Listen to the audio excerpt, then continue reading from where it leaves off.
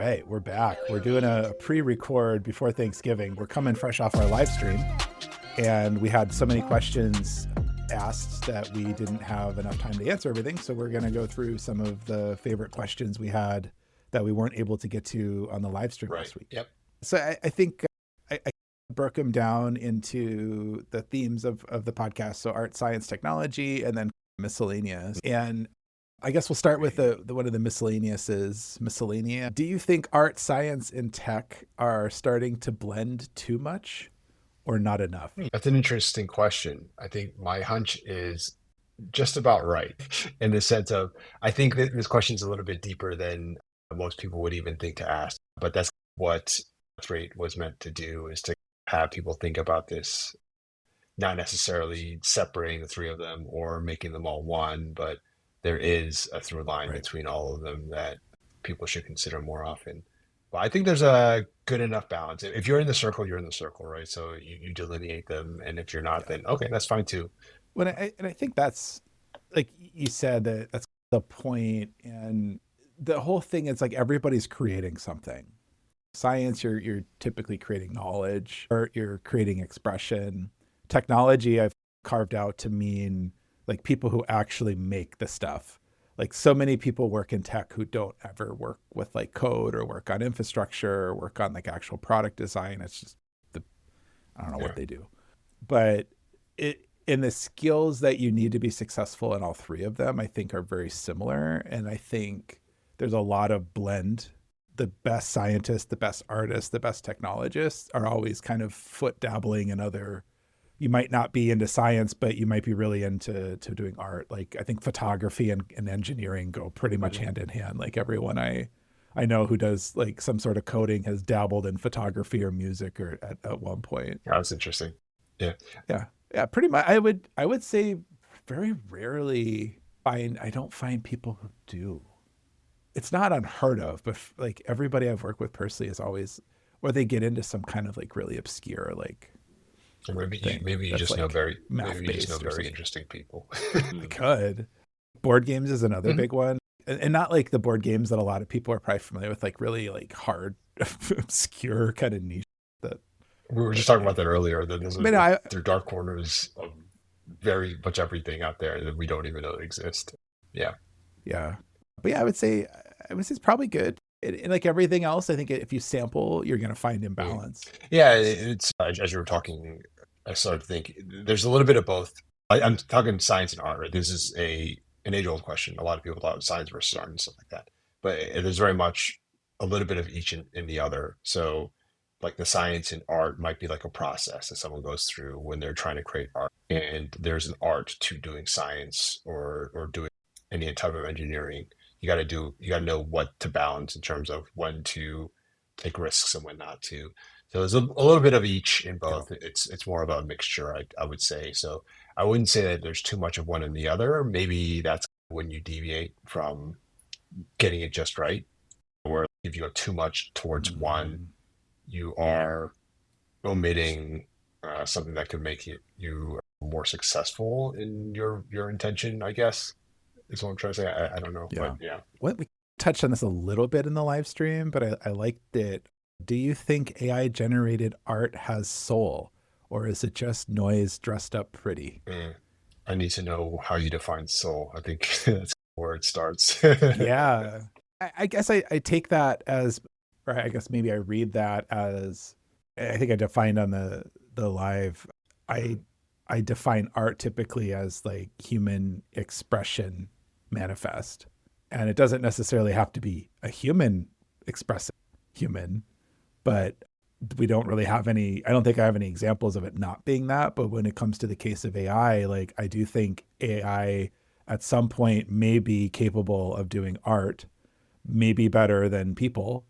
I don't think we're anywhere near that yet. So I would say at this point, it would say it's noise dressed up. It doesn't, I don't want to detract from the capabilities. Like Google just put out a new image editing model. That's pretty damn good. It's getting better and better every year. It's leaps and bounds better. So when it comes to like originality and creativity, no, these things are still not anywhere close to being creative. They might expose you to things you haven't thought about or didn't know about, but they're not creative yet, if ever. But yeah, the I think art is also very Yeah. interpretive, and it really is the eye of the beholder to some extent to say if something's art or not. And so there might be a lot of people out there now or even in the future who say, yeah, this is great. Yeah. Everybody I know at least has basically said it sucks. So take it for what it's Yeah, worth. I go back to what I mentioned in the election as well. If you try and be objective, and I'm not saying this is the way you should think about it, but I'm offering a perspective here. If you try to be objective and you don't know where the source of whatever the thing came from, would you say it was X, Y, or Z? So in a scenario, it's if you look at something like a piece of art, would you say that art has soul without even knowing where it came? And then internally, if you find out that it did come from a machine and now you're hedging towards it doesn't have a soul, maybe that's something you need to explore for yourself. I can't tell you whether it is or Yeah. not, but I've held the strong belief that that should be how you should start to think about these types of things. Is if you don't know where it came from, just looking at it for what it is, how would you feel? How would you react to it? And then once you know the source, does that change things? Of course, it's going to change things, but maybe you need to explore that why it changes things for you. Yeah, I agree. Do you ever feel like scientific thinkers get misrepresented? Yes. Misrepresented how, I think. I think, and maybe I'll expand. So, yes. And I think it a lot of times comes down to things are either hyped just Yeah. in general, like AI science is a big one on that. A lot of stuff I see coming out in biology is also pretty overhyped. Whereas it's maybe a very revolutionary advancement in the field, which is really exciting. But then that excitement gets misconstrued for some sort of magic breakthrough that isn't ready. Like CRISPR was, the one of the more recent ones that I'm sure everyone's probably heard about by now. Fantastic technology, opened up all sorts of opportunities, but it was sold as this like magic gene editing technology that you can just go in and pinpoint things and it just works and we can now do anything we want in DNA. And it's like technically also way more complicated than not. And I think a lot of people came away with the impression that it does far more than Mm. it does that it can do, or it's much more, it's provided more capabilities than we actually Yeah. have. And I think that then continues to erode science trust. It's I've used this example before too, but it's drinking a glass of wine is good one year and bad the next year, and then all alcohol is bad, and then someone does a study and they find that sometimes alcohol is good, and like it it's all probably true because I've read the studies, and it's if you're isolating for a specific thing, then yes, that the evidence suggests that. In general, should you drink alcohol? I think that's a hand wavy question. It seems to be the evidence is pretty much conclusively like it is detrimental, and it's very questionable if the benefits of it outweigh the detriment. Yeah, I think you nailed it on the head. That was actually where I was going to head with this. More objectively, it's the misrepresentation of scientific thinkers is that there's an assumption that they're correct. And if you look at different studies where there is contention in the scientific domain, you'll find that you can find evidence on both sides of an argument. So one side may use, oh, it's been backed by quote unquote science, or a scientific thinker from one position may present themselves, and then you also have someone on the opposite present themselves as a scientific thinker.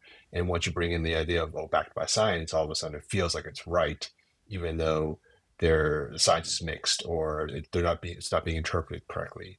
So that there is a bias towards believing that science is right. But I think the key point here is knowing, quote unquote, how the science was done.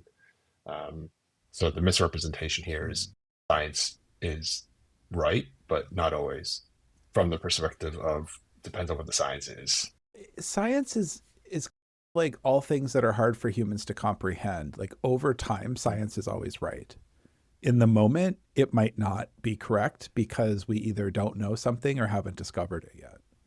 And so as long as you're doing the scientific method and you're not trying to misrepresent it, you will, that is the proven pathway to advance knowledge and learn more and make things happen. There's other ways to do it. You can get lucky. Like a lot of people will just make it's like going to a casino and throwing all your money down on red on a roulette table. Like 50% Yeah. of the time you're going to Yeah. be right. but you could be wrong 5 times in a Yeah. row. You could be wrong 10 times in a row. Random chance says that over time, you do this enough, you'll get a 50-50 distribution. It's a really easy way to understand that. Same with science. Like the alcohol thing is a great example of, in certain instances, yeah, drinking can help, especially if the water, like that's why humans are here. We developed beer and wine to, So we didn't have in to drink most water. part, Yeah. Yeah. combat Yeah. dirty water. You can also just not defecate in your water source and remove a lot of those problems. Yeah. Makes me wonder if this person who's asking the Which question is from a scientific background or not. I know. We need to have a better way to ask anonymous questions too, because I like if people want credit, I want to be able to give them credit for a good question, but I do think that I did get some like people that I know closely and also friends after the live stream, and I've watched it post. Did have some stuff. They were like, "Oh, you should have talked about this," and I was like, "Why don't you bring that up as a question?" They're like, "Oh, I can't bring that up as a question because of my field or Interesting. because Yeah. of who I work Right, for right. or something like that." Yeah. So I think for maybe the next one we do, I'm going to try to find a technology or something where people can submit anonymous questions or use the YouTube chat. The YouTube chat works fine. It's just, again, if you don't want it tied back to you for some reason. And anonymity is sometimes bad, but when it comes to stuff like this, I'm totally cool with it because like we filter it, and if it's a crazy thing, we won't talk about it. I talk about enough crazy things. You got us covered for that. There's only room for one crazy person. What makes a piece of art timeless, in your opinion? Oh, this is a very good question. That's an awesome question. Hunch is, my hunch, I don't know about the timeless piece, but my hunch initially was, I think it has to, in some way, relate to the human condition, but that may not be true in the future. I'm not 100% sure on that. Yeah. I think it has to creatively express some sort of universal understanding. And so the human condition is oftentimes a universal understanding. Like you poll 10 humans about something and you probably get roughly the same answer. It might be said differently and there's cultural differences and stuff. But if you ask the question in the right way, you get tapped in. That's like a sociology kind of psychological thing. Oh, interesting. And there, there's like the Fibonacci sequence of numbers is represented a lot in nature. Yeah. The golden ratio as well. Yeah. And a lot of people like argue that there's some kind of intelligent design or God or something like that. I don't know. Frankly, I don't really care. But the fact that we've observed that pattern pervasive through everything would suggest that we recognize that on probably some level that you like.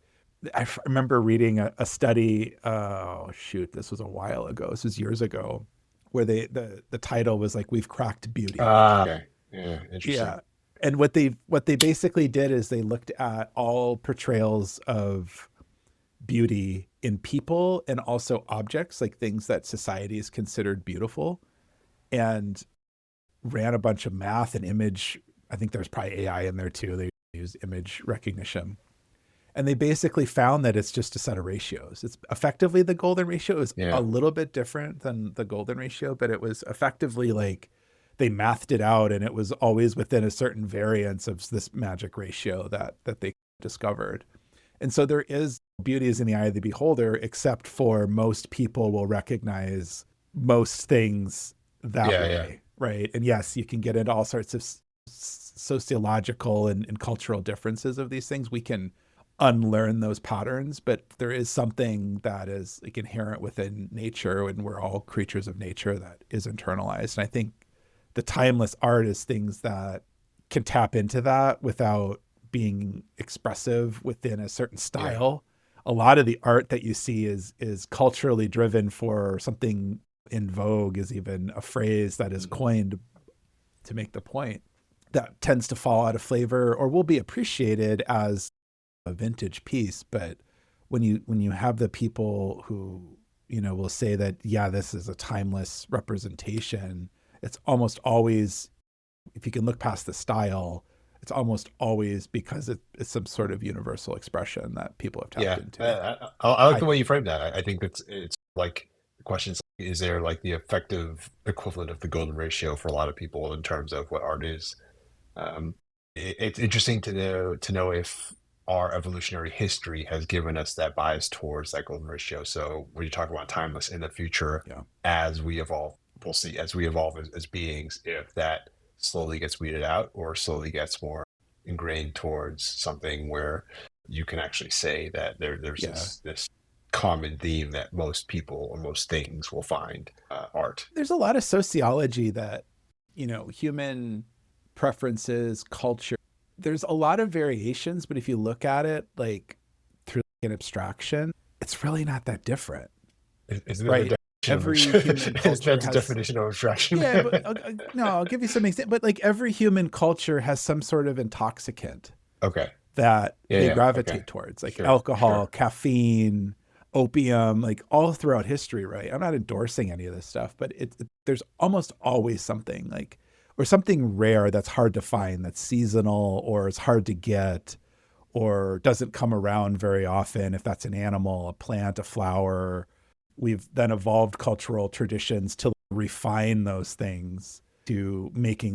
Holiday baking is Mhm. a great example where we do this. Every culture has some sort of a Cultural, yeah, festival or yeah, some yeah, sort of yeah, a yeah. tradition. It almost always has some sort of food, almost always has some sort of musical element, dance, that sort of thing. And yeah, they're different dances, it's different language, it's different sounds, it's different food, it's different flavors. But like those three things are almost completely universal across every Yeah. human culture.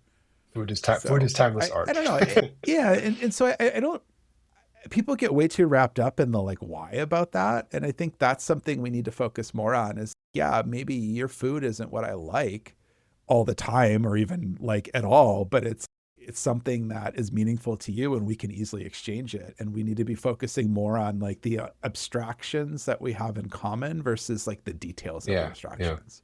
And our society is so goddamn focused on all these minutia ideas and details that really don't matter, but the algorithm loves because then it can pit people sure. against Yeah, each it other. gives you the extremes. Yeah. Yeah. So there's a lot more questions, but I think in the interest of time and also the holiday that a lot of people will be celebrating is the Thanksgiving weekend in the United States. So a lot of people are Yep. off and just get an excuse to celebrate, even if you don't celebrate Thanksgiving. The last question, I think it's a two-parter, but do you ever feel the burnout that comes from constantly adapting to change in your field? And then how do Ooh. you reset when that We've talked a little happens? bit about it before, right? Like I know you like to go out in nature, you Yeah. like to do stuff. We talked a little about digital detoxes. Personally, I've talked Mhm. about weirdly enough working more, but on different things. So Yeah. That's entrepreneurism though, right? Like I do this, I'm not gonna work. And then I'll be working. My partner will be like, what are you doing? And I'm like, working? Different though. It's totally different. You don't understand. in terms of the burnout, I think every person experiences burnout a little bit differently. With respect to burning out because of rapid changes in the field, I have not felt that personally, but I do like to bounce between things. So like anytime something is moving quick, my attention is focused elsewhere, and I come back and things are different. I'm like, oh, things have changed. Okay, that makes sense because I was focused on this other thing. So I have this weird natural barrier of feeling like I'm not keeping up Yeah. because I personally know that I've left it for a little bit. So when I come back, of course things are going to be different. Yeah. Yeah. I borrow a joke from the Hulk, but I feel like I'm Yeah. just always burned out. That's a good one too. Right. One of the jokes in the Marvel series with the Incredible Hulk is later on in the comic. I think it made it into one of the Avengers movies too. But they're like, "What's your Yeah, yeah. secret for being?" Because the Yeah, how are you he going was to get Bruce angry or Banner something like couldn't that? Yeah, yeah. become the Always Hulk angry. unless Yeah, yeah. something bad happened or traumatic, and That's then he my was able that's to yeah. turn it on, and it was like, "I'm always angry." But yeah, I don't think I'm always burned out, but I do get change fatigued a lot, and I get really annoyed by like the industry, like product people specifically, because there is a drive to just change. And like, there's a difference between changing to innovate and Yeah, changing. And I see much more of the latter where it's like we are going to redo the UI in an operating system yeah, yeah, that yeah. people use on their phones because we want to. Okay, is did they do a bunch of stuff under the hood that maybe made it easier to design stuff? I don't know, maybe, but it's like that is such a massive change for folks. And when my job is to use your operating system to do work and now everything looks a little bit off, I'm a very visual person. It like destroyed me for 2 weeks.